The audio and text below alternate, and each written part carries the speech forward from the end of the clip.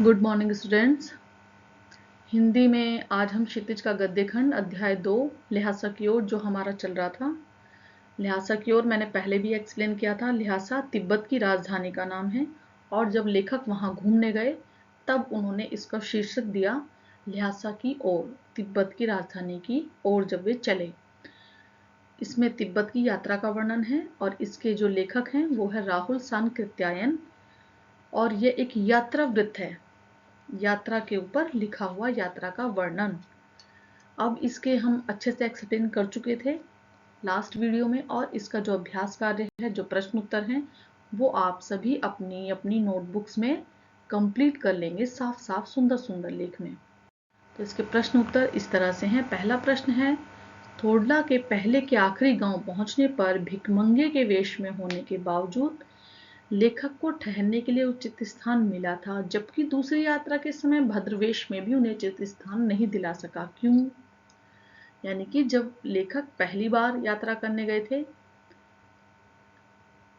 तो भिकमंगे, पहले जब दूसरी बार उन्होंने यात्रा गांव पहुंचे तो भिकमंगे के वेश में होने के कारण भी उन्हें सम्मान मिला और स्थान भी मिला। लेकिन दूसरी यात्रा के समय भद्रवेश कहते हैं सज्जन पुरुष का वेश, तब भी वो स्थान नहीं मिला था उन्हें। तो यह बात वहां के लोगों की मनोदशा पर निर्भर करती है। मनोदशा उनकी मन स्थिति पर, उनकी मानसिकता पर। शाम के समय उनकी मानसिकता ऐसी थी कि वो भिकमंगों का, साधु संतों का आदर सम्मान होता था वहां। शाम के समय गांव के अधिकांश लोग क्षण मंदिर का सेवन, मदिरा का सेवन करते हैं।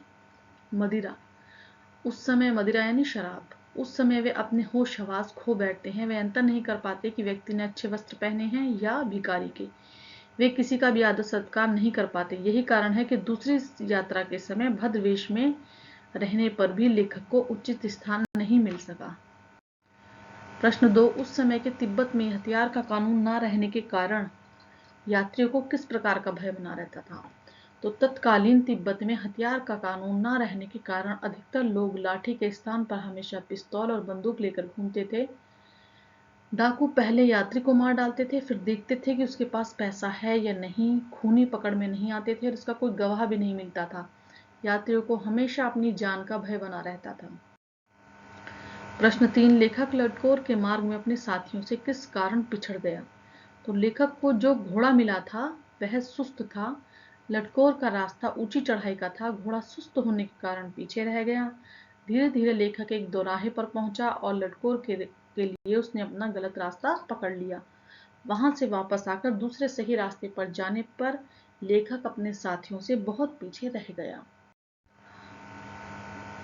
प्रश्न 4, लेखक ने शेखर विहार में सुमति को उसके यजमानों के पास जाने से रोका, परंतु दूसरी बार रोकने का प्रयास नहीं किया, क्योंकि वहां एक अच्छा और भव्य मंदिर था जिसमें कंजूर कहते हैं बुद्ध वचन, जिसमें बुद्ध के वचनों को अनुवाद सहित करबद्ध किया हुआ है कि हस्तलिखित 103 पोथियां रखी हुई थी। वे बड़े मोटे कागज पर अच्छे अक्षरों में लिखी हुई थी, यानी साफ साफ लिखी हुई थी।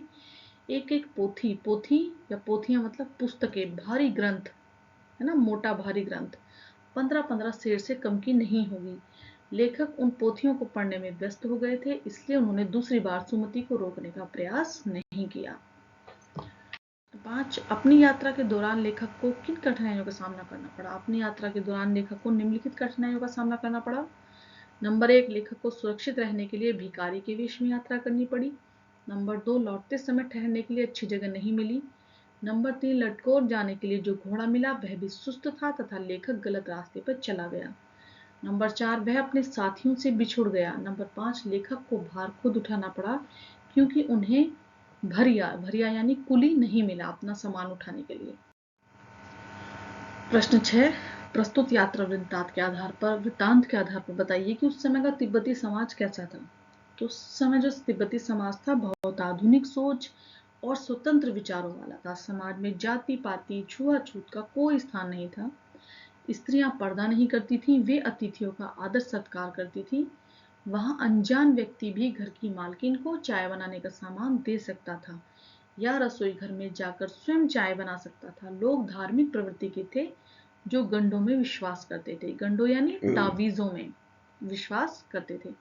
आपका चैप्टर कंप्लीट हो गया है। और इसको जिनके पास बुक्स हैं वो एक बार बहुत अच्छे से रीडिंग कर लें, समझ लें चैप्टर को। जहाँ कहीं प्रॉब्लम आ रही हो तो वो आप पूछ सकते हैं और अपनी अपनी नोटबुक्स में इसे कंप्लीट करें चैप्टर 2।